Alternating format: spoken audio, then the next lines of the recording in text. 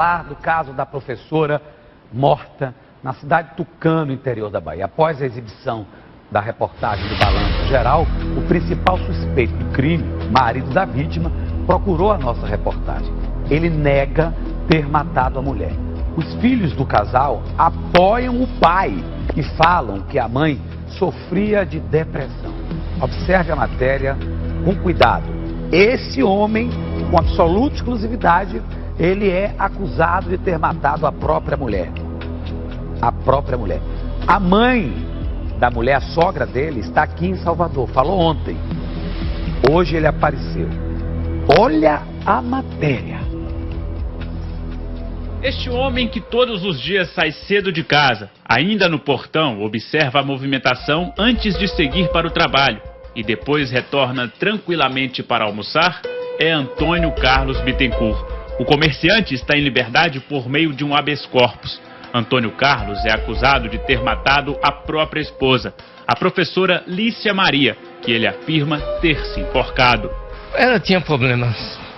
Esses problemas já se acarretavam desde quando o pai dela faleceu.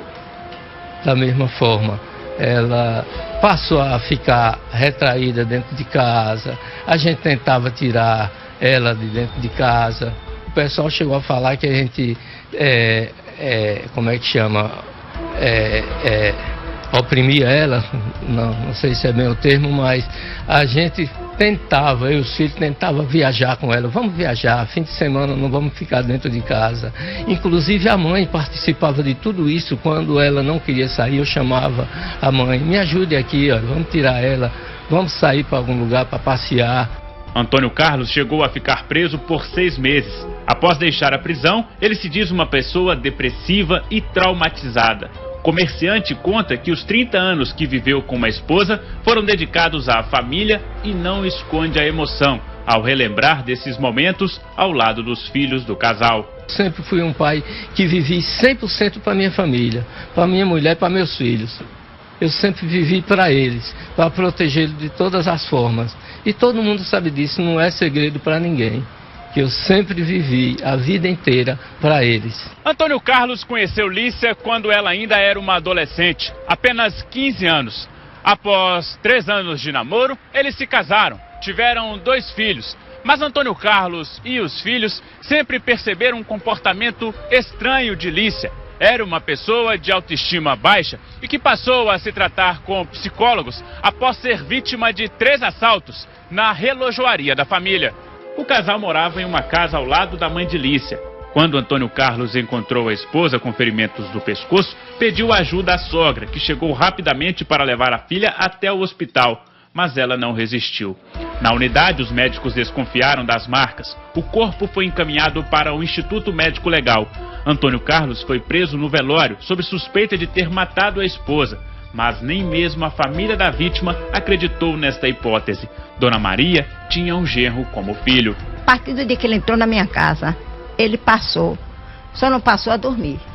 Mas as refeições, todos os dias meu dele almoçava lá em casa. Então se tornou filho para mim. É verdade que a senhora, na delegacia, quando ele já estava preso, pediu para ele ser solto? Foi eu que soltei. Fui eu que soltei ele.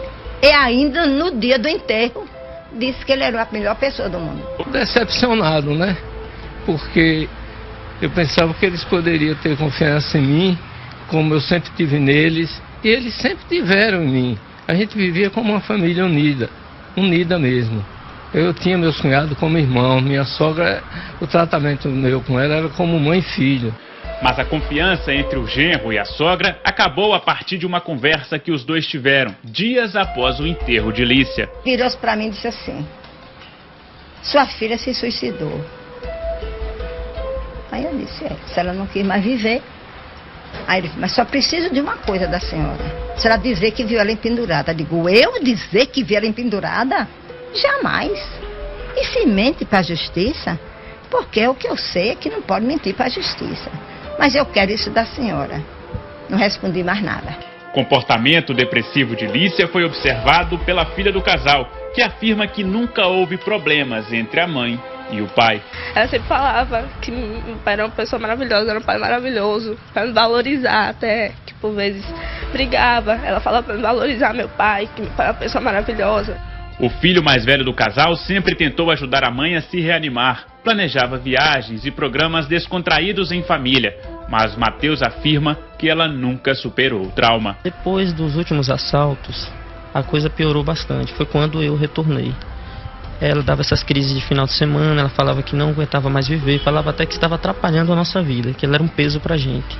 E aí a gente cuidava, né? Com carinho, ligava, dava atenção. Quando eu estava em Juazeiro, eu ligava. Quando eu estava próximo, procurava dar atenção, como eu falei, nos finais de semana. Mãe, vamos fazer uma atividade. Após as acusações feitas pela mãe de Lícia, a família se dividiu. De um lado, Antônio Carlos e os filhos. Do outro, a mãe e os irmãos de Lícia. O clima entre eles só piorou com a batalha judicial. A mãe de Lícia afirma que Antônio Carlos sempre teve interesse nos bens herdados pela filha. Já Antônio Carlos nega ter se casado com Lícia por interesse. Nós vivemos como uma família unida. Sempre vivemos unidos, sempre mesmo. Eu tinha eles como minha própria família. Sempre tive eles como minha própria família. E minha sogra em especial, era sempre uma pessoa muito boa, sempre me apoiava em tudo. Sempre me ajudou, até com meus próprios filhos. Ela me ajudou muito. Lícia fazia parte de uma família tradicional de Tucano, no nordeste do estado. Antônio Carlos era um relojoeiro que se tornou um empresário. Atualmente ele luta para provar a inocência e a família de Lícia tenta reaver os bens herdados pela professora e os filhos. Eu não sinto mágoa nem nada, não sinto ódio nem nada. Eu não consigo entender, na verdade, porque eles sabem a verdade, eles sabem o que aconteceu. Eu simplesmente, o que aconteceu hoje é que eu não consigo entender. Eu digo pra todo mundo, eu não consigo entender. É uma coisa na minha cabeça hoje em dia que... sem lógica, sem sentido. Porque ela conviveu ali sempre do lado, a gente morava do lado. Ela conviveu sempre, ela chegou pra mim uma vez e falou pra me tomar cuidado, que minha mãe já tinha falado pra ela que queria se suicidar. O Ministério Público insiste na hipótese de que Lícia foi assassinada. Eu estou tentando entender, claro, respeito à decisão do Tribunal de Justiça, vou sempre respeitar. Mas eu queria entender por que a despronúncia do acusado. A prova neste processo é toda técnica. Era impossível aquela morte ter ocorrido do jeito que ele disse. Ele simulou, ele armou um circo, pegou um cinto que não teria como matar ninguém. As lesões produzidas no pescoço da vítima são típicas de uma esganadura, nunca de um enforcamento. Isso é elementar, é primário. O advogado de Antônio Carlos rebateu as acusações feitas pelo Ministério Público, que recorreu da decisão do Tribunal de Justiça da Bahia.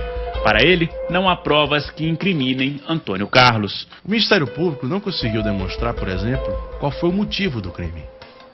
As testemunhas são claras em dizer que não havia desentendimentos entre eles. Segundo ponto relevante, o Ministério Público não prova qual foi o instrumento utilizado, que teria sido utilizado para o cometimento de um homicídio. Além da ausência de motivação, a ausência do instrumento do crime, há fortes indícios no processo que ela sofreu depressão. O seu pai já tinha cometido um suicídio nas mesmas condições, efetivamente, que ela. Ou seja, todos os elementos do processo, inclusive as perícias, demonstram que havia uma lesão ascendente, ou seja, relacionada ao peso do corpo. Então, todos os elementos demonstram que efetivamente foi um suicídio. Além da acusação contra Antônio Carlos, a família de Lícia tenta barrar na justiça o direito dos filhos à herança deixada pela mãe. Os recursos devem ser analisados ainda no fim deste mês. A disputa que separou uma família inteira parece estar longe do fim. Eu peço, na verdade, é paz.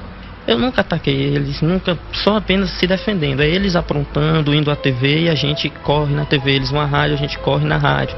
Na verdade, a gente não teve sossego. Para ficar claro, o senhor matou a Lícia? Nunca faria isso nem com qualquer pessoa, quanto mais com minha esposa. Nunca. Eu nunca trisquei um dedo nela, um dedo sequer nela. Eu preferiria dar minha vida a tirar a vida dela. Eu preferia dar a minha vida. Sou sincero hoje, sou sincero. daria minha vida por a vida dela.